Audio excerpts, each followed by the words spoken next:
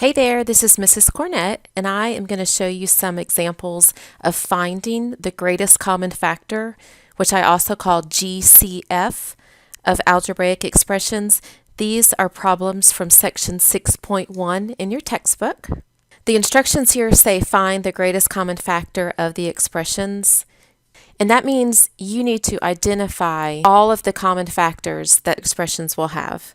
I like to use a factor tree to do this, list all the factors out, and then I can easily see how many factors and which factors they have in common. And so that's what I'm going to show you how to do in this video. So if you look at one, it's the expression z squared and negative z to the sixth.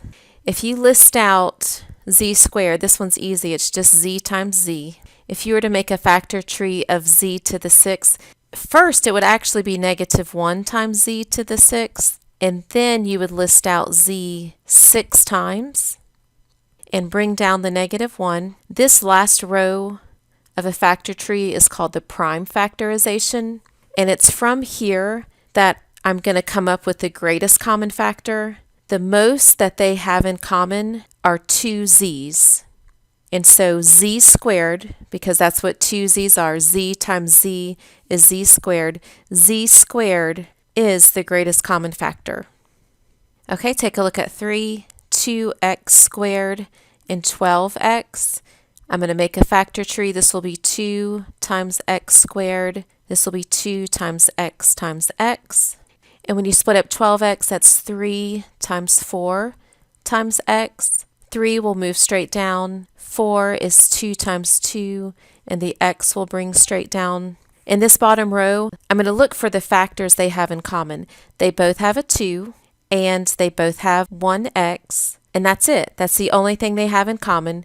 So the greatest common factor between these two expressions is 2x. Okay, let's move down to number 5, u squared v and the expression u cubed v squared. So I'm just going to list out the factors u times v, and then I'll list out 3 u's for u cubed and 2 v's for v squared. Now I'm going to look at their prime factorization. They both have 2 u's and they both have 1 v. And so the greatest common factor is u squared v. Okay, take a look at number 7. This is 9y to the 8th, z to the 4th, and then we have the expression negative 12y to the 5th, z to the 4th. When we break down 9, that's 3 times 3. Y to the 8th is 8 y's, and yes, I'm going to write them all out, and 4 z's. 12 is going to be negative 3 times 4, which we could break further into negative 1 times 3, and then 4 break down to 2 times 2. There's 5 y's to represent y to the 5th, and 4 z's.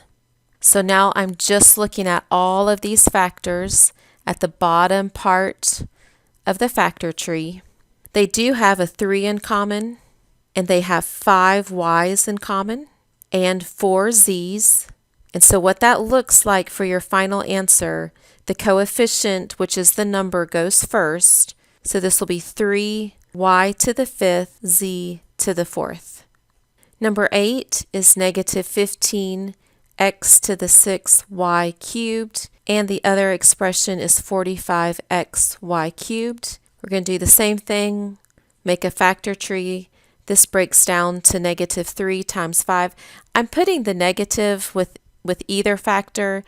That part doesn't matter. We could break it down to negative 1 times 3 times 5, which will be fine. There's 6 x's and 3 y's. Over here, 45 breaks down to 9 times 5. 9 breaks down a little bit further to 3 times 3, and then bring down the 5, 1x, and 3 y's.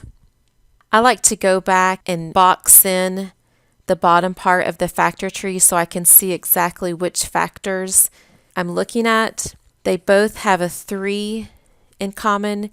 They both have a 5 in common. 1x and 3 y's. And so this is what your greatest common factor will look like. Instead of writing 3 times 5, go ahead and multiply that to be 15. And then put your variables in alphabetical order. There's 1x and 3 y's means y cubed. So the greatest common factor is 15x y cubed. Number 9 is 14x squared, 1, and 7x to the 4th. We can use the same method even if we have 3 expressions or 4 expressions. It doesn't matter. It still works. 4 is 2 times 7 and then x times x. 1 is just 1 times 1, and 7 times 4 x's. So this is interesting. Let's go ahead and box in the factors. At first, it's easy to look at this and say, oh, they don't have anything in common. But actually, we could include the factor 1 with any of these examples. And so, even though we have some larger numbers, the greatest common factor that all 3 of them share is 1. Now let's take a look at number 12, 16x squared y, 12x y squared, and 36x squared. I'm going to quickly make a factor tree of each of these. And if for some reason you're unsure how to make a factor tree, please just let me know. I'd be glad to help. 12 breaks down to 3 times 4. The 4 can break down to 2 times 2. And then there's a x, y, y. 36 is 6 times 6, which each of those 6's can break down to 2 times 3. And you have x times x. So here I go. I'm going to box in the bottom part of the factor tree. This is called the prime factorization. Within these 3 red boxes, I'm going to determine the greatest common factor of these 3 expressions. They all have a 2, and actually they all have a second 2, and they almost have a 3, but this first one does not have a 3, so we cannot circle the 3. They do have one x in common, but they do not have a y in common. So I'm just going to look at 2 times 2 times x. So the greatest common factor, let's go ahead and multiply 2 times 2, is 4x. All right, I'm going to do one more for this video. It's number 11. It's 28a to the 4th b squared, 14a cubed, and 42a squared b to the 5th. I'm going to do the factor trees real quickly. Okay, my first factor tree is finished. 14 breaks down to 2 times 7 and 3 a's, 42. And here is the last factor tree, how it breaks down. I'll go back and box in the bottom row of each factor tree. Again, this is called the prime factorization. And now I'll go and look for common factors.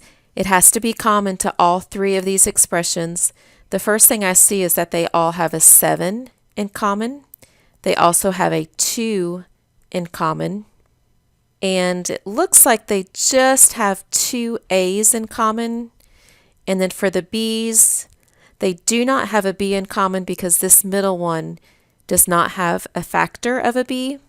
And so what they do have in common is 7 times 2 times A times A.